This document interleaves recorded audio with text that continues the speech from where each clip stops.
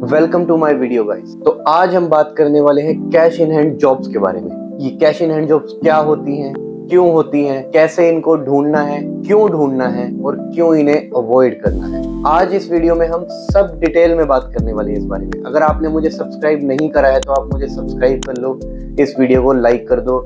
अगर कोई भी आपको डाउट है यूके से रिलेटेड तो आप मुझे कमेंट कर सकते हो या फिर मेरे को इंस्टाग्राम पे मैसेज कर सकते हो। मैं आपकी हेल्प करने की पूरी कोशिश करूंगा। तो कैश इन हैंड जॉब्स क्या होती हैं?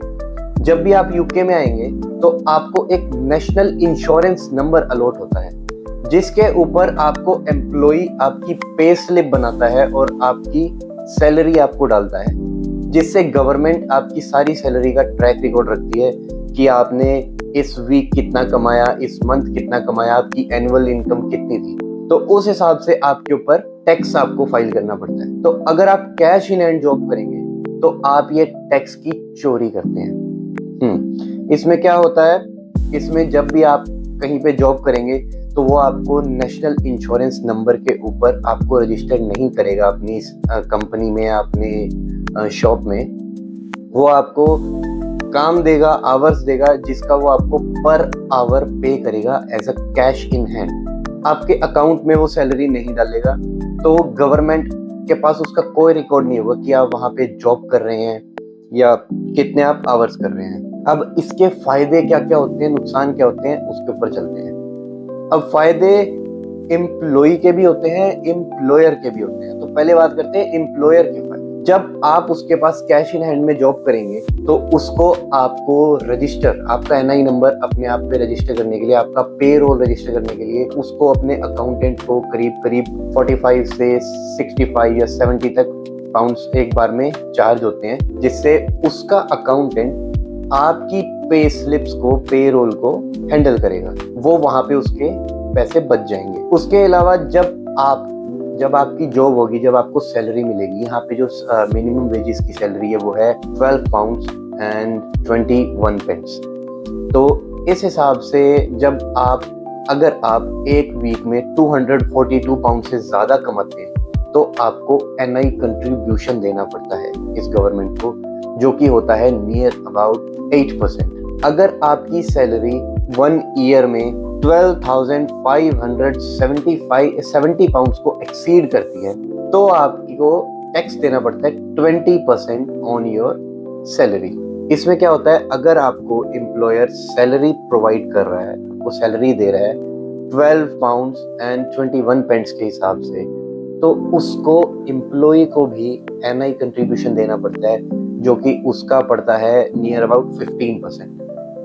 तो अगर आप इसको कैलकुलेट करें तो आपकी 12 पाउंड्स 21 पेंस की सैलरी जब आपका एम्प्लॉय अपने अकाउंट से रिलीज करेगा तो वो उसे पड़ेगी 14 पाउंड्स एंड 4 पेंस की, आफ्टर ऑल द टैक्स जो उसे टैक्स देना होगा। वो जब वो आपके पास पहुंचेगी तो आपका जो टैक्स होगा 20% प्लस आपका एनआई जो कि है 8%, दैट मीन्स 28%। तो जब आप 28% का टैक्स दोगे तो हर 12 पाउंड्स 21 पेंस के ऊपर आपका टैक्स बनेगा 3 पाउंड्स 41 पेंस। दैट मीन्स आपको जो मनी इन हैंड मिलेगी वो आपको मिलेगी 8 पाउंड्स एंड 79 पेंस।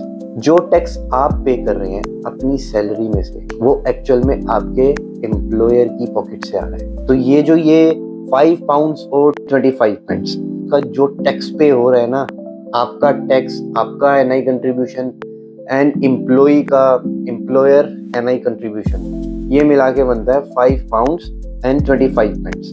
ये आपके एम्प्लॉयर की पॉकेट से आ रहा है, तो ये वो पैसा सेव कर लेता है। तो एम्प्लॉयर आपको क्या कहेगा, वो आपको कहेगा कि देख, तेरे पास तो 8 पाउंड ही आने हैं, मेरी जेब से 14 पाउंड जाना है, तो तू एक काम कर, तू 8 पाउंड पर आवर के हिसाब से काम कर ले। तो वो एवरी आवर का 5 पाउंड्स आपकी सैलरी में से अपनी पॉकेट में बचा लेता है। प्लस वो आपकी एनआई रजिस्ट्रेशन, जो भी आपका पेरोल रजिस्टर होगा, वो अपने अकाउंटेंट से करीब 40 to 65 पाउंड 70 पाउंड्स वो भी सेव कर लेगा।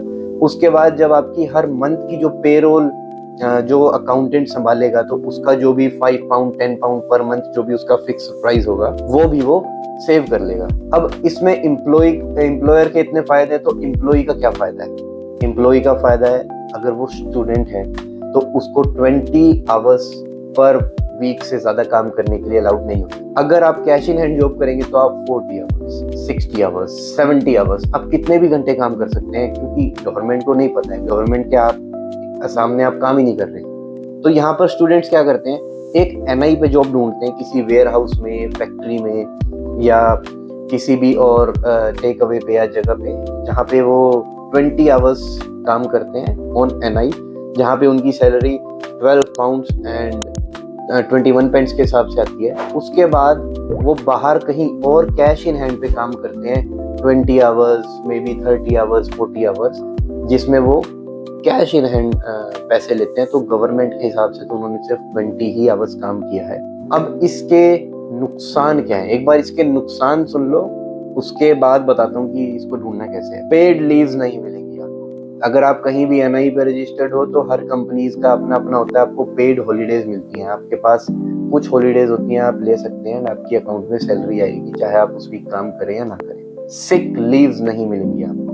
अब कंपनी टू कंपनी डिपेंड करता है। कई कंपनीज में फ्लैट रेट होता है कि अगर आप आज सिक हैं, आपने फोन किया कि मैं सिक हूँ, तो आपको पर डे का 15 पाउंड्स, 20 पाउंड्स, 25 पाउंड्स कंपनी पे करती है, आप वहां जाके काम करें या ना करें। उसके अलावा पकड़े जाने का डर, अगर आप पकड़े गए तो डरिए मत, ये एक क्रिमिनल ऑफेंस नहीं है, आपको पकड़ के ये डिपोर्ट नहीं कर सकते। अगर आप यहाँ कैश इन हैंड पे काम कर रहे हैं तो ये क्रिमिनल ऑफेंस नहीं है। अगर आप स्टूडेंट हैं, 20 आवर्स कहीं और काम कर रहे हैं, उसके ऑन द टॉप आप कैश इन हैंड जॉब कर रहे हैं, तो वो एक क्रिमिनल ऑफेंस है, क्योंकि वो आपने रूल एंड आपने इनके हिसाब से वो एक क्रिमिनल ऑफेंस है और वो आपको डिपोर्ट कर सकते हैं। बट अगर आप फुल टाइम है, आप कैश इन हैंड पे जॉब कर रहे हैं, तो आपको फाइन लगेगा। जो भी आपने टैक्स चुराया होगा, जो भी उन्हें लगेगा, वो सारा चेक करेंगे और वो आपके ऊपर फाइन लगाएंगे।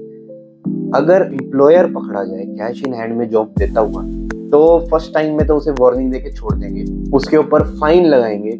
बट अगर सेकंड टाइम हुआ तो उनका लाइसेंस रिवोक हो सकता है, उनका दुकान पे ताला लग सकता है, उनका बहुत ज्यादा बड़ा नुकसान हो सकता है। अब बात करते हैं कैसे इनको ढूंढना कैसे है।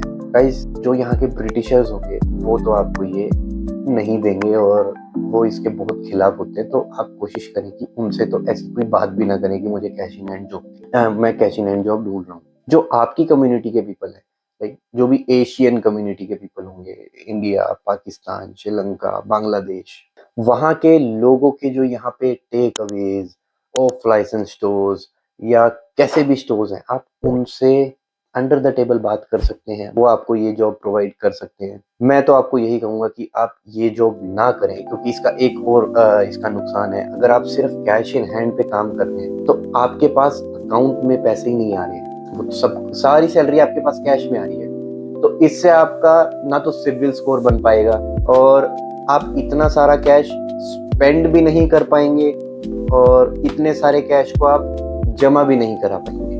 अगर आपने जमा कराया तो भी प्रॉब्लम हो सकती है, क्योंकि गवर्नमेंट थोड़ा सा स्ट्रिक्ट हो रही है अभी। जो भी आपके ट्रांजेक्शन हो रहे हैं वो थोड़ा उस पर चेक कर रही है। अगर आप रेगुलर बेसिस पे अपने अकाउंट में पैसे जमा कराएंगे तो शक पड़ सकता है यहाँ की गवर्नमेंट को, और वो शायद कुछ एक्शन लेना चाहें, ले सकते हैं, ट्रैक डाउन कर सकते हैं आपको। तो इसीलिए अगर आप इसे अवॉइड करें कैश इन हैंड जॉब्स को तो बेटर है, क्योंकि अगर आप एज अ स्टूडेंट आएंगे तो आपके लिए आई थिंक 20 आवर्स काम करना सफिशिएंट है। और अगर आप फुल टाइम है तो आपको कैश इन हैंड जॉब की ज़रूरत ही नहीं, क्योंकि आप कहीं अच्छी जॉब कर सकते हैं जहाँ पे आपको, अगर आप कैश इन हैंड जॉब करेंगे आपको 8 पाउंड के हिसाब से मिलेगा। अगर आप वैसे कोई स्किल जॉब करेंगे तो वहाँ पे आप अच्छी पे स्लिप भी बना सकते हैं, जिससे आपका सिविल स्कोर भी अच्छा रहेगा। और जितना आप लीगल रहेंगे इस कंट्री में उतना मेरे ख्याल से अच्छा रहेगा। अगर अब भी आपको कुछ पूछना है, कोई डाउट है, तो आप मुझे कमेंट में पूछ सकते हैं, मुझे इंस्टाग्राम पे फॉलो कर सकते हैं, मुझे मैसेज कर सकते हैं। मैं पूरी कोशिश करूंगा आपकी हेल्प करने की। और मेरे चैनल को सब्सक्राइब करें, वीडियो को लाइक करें। मिलते हैं अगली वीडियो में। Thank you.